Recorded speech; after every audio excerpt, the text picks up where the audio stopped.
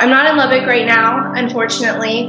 I've been able to make use of the online services and really get to see what media does for people that aren't able to be there in person.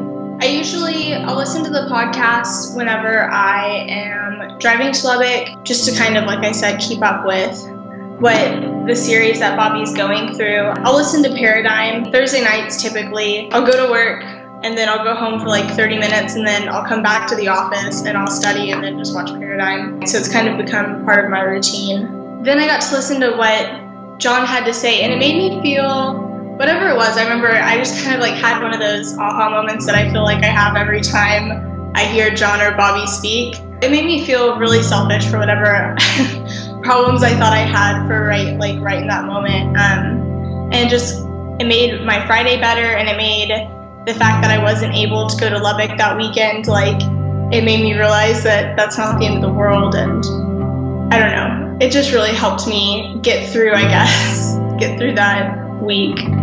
Well, for us personally, over the last 3 years, our third daughter has had a lot of medical problems and differences that have prevented us from being at church. We went from really being very active in the church to not being able to be there.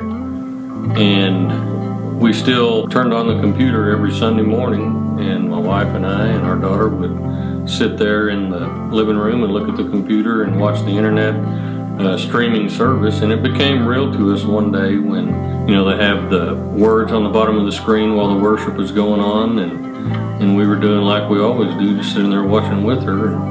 And all of a sudden we heard her voice, and it was singing. It was singing the songs that were on the internet, the live stream. And at that point, that was the first time, in a while that we had heard communication from our daughter. And I have to tell you that worship really was redefined at that point.